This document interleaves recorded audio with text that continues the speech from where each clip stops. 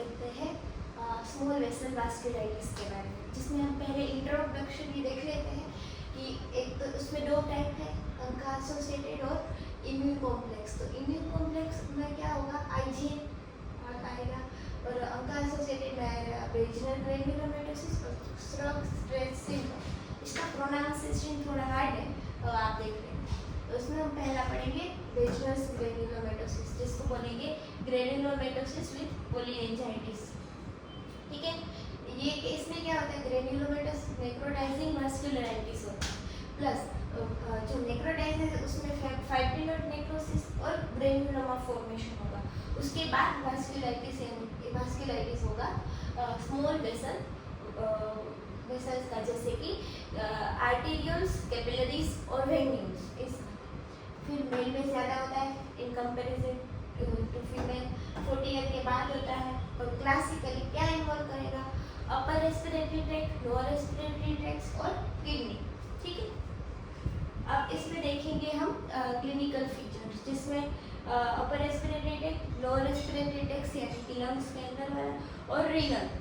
अपर respiratory tract में आपके पास patient आएगा, ये पकड़ना बहुत ज़्यादा मुश्किल है, क्योंकि नॉर्मल जो यूआरटीआई सिंड्रोम होते हैं वही होते हैं। इसमें क्या होगा, chronic sinusitis, rhinitis, epistaxis, otitis media, hearing loss, stridor, ये सब मिलेगा। फिर लोअर रेस्पिरेटरी ट्रैक्ट के जो सिम्टम है उसमें होगा कफ, हेमोप्टिसिस, चेस्ट डिस्कम्फर्ट, डिस्फोनिया। तो आपको पेशेंट ऐसे प्रेजेंट करेगा जैसे कि उसको सर्दी जुकाम हो, तो हम उसी पे ट्रीट करते रहते हैं। तो उसके लिए ना मैं आपको कॉमन एडवाइस देती हूँ, सब में ईएसआर और सीआरपी आपको करवाना ही चाहिए। तो सीआरपी है वो तो किसी भी इन्फेक्शन में बड़ा होगा, ठीक है। तो ईएसआर है वो मैंने देखा है कि मोस्ट कॉमनली जो ये रूमेटोलॉजिकल डिसीज है उसमें बड़ा हुआ, दोनों बहुत बड़े हुए मिलेंगे। प्लस सारे फैक्टर एक करवा लो। बाकी इसका जो एएनए प्रोफाइल है वो तो बहुत ज़्यादा कॉस्टली है, इसलिए ये जो डिसीज है वो पकड़ में नहीं आते। फिर आता है रीनल, जिसमें 80%, इसमें ग्लोमेरुलर नेफ्राइटिस होगा, क्योंकि ये स्मॉल वेसल को ही इन्वॉल्व करता है। मैंने आपको पॉलीआर्थराइटिस नोडोसा में बताया था कि उसमें एब्सेंट होता है ग्लोमेरुलर नेफ्राइटिस, इसमें प्रेजेंट होगा वेगनस ग्लैंड में। फिर हिमेचुरिया होगा, ओलिगोयूरिया होगा, और किडनी पे इफेक्ट करेगा तो ऑब्वियसली बात है कि बढ़ेगी, हाइपरटेंशन होगा। और भी कई फीचर्स हैं, 1 मिनट में आपको बताती हूँ, जिसमें है आइज में conjunctivitis, uveitis, optic nerve vasculitis, episcleritis, ये सब होगा।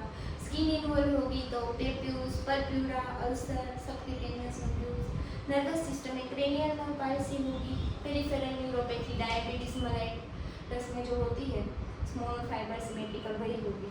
और नॉन स्पेसिफिक में क्या आएगा, कंस्टिट्यूशनल सिम्टम जैसे कि फीवर, माइल्डिया, फटीगेबिलिटी और वेट लॉस। डायग्नोसिस में क्या आएगा, ये सब सीआरपी बड़े हुए होंगे, सीएम का पॉजिटिव होगा, ठीक है। यूरिन एनालिसिस करेंगे तो हमें हिमेचुरिया, ओलिगोयूरिया, प्रोटीनूरिया, ठीक है। सीटी टेस्ट करवाएंगे जिसमें हमें नोड्यूल्स मिल सकते हैं, बायोप्सी करवाएंगे इफेक्टेड की नेक्रोटाइजिंग ग्रैन्युलोमेटोसिस वास्कुलाइटिस होगा, ठीक है। फिर ट्रीटमेंट में क्या है, इंडक्शन थेरापी है और मेंटेनेंस थेरापी है। तो पहले तो इंडक्शन थेरापी देनी है, जिसका कोई नहीं होता उसका स्टीरॉयड होता है, ठीक है। आईवी एमपीएस देना है, methylprednisolone 500 gram to 1 gram, 500 mg to 1 gram, ठीक है। Follow by oral prednisolone, weight का पुडिंग देना है, फिर टेपर करना है। और फिर सेकेंड लाइन में क्या देना है, साइक्लोफॉस्फेमाइड आईवी 15 mg पर केजी से शिफ्ट करके ओरल 2 mg पर केजी तक दे सकते हैं। और फिर मेंटेनेंस में लोडो स्टीरॉयड चालू रखना है और एजाथायोप्रिन देना है, 50 mg अराउंड आती है इसकी। और प्लाज्माफोरोसिस करना है, सीएनएस अगर सीएनएस वास्कुलाइटिस है, क्रिएटिनिन ज़्यादा है, ज़्यादा इन्वॉल्वमेंट हो गया है तो प्लाज्माफोरोसिस करना है।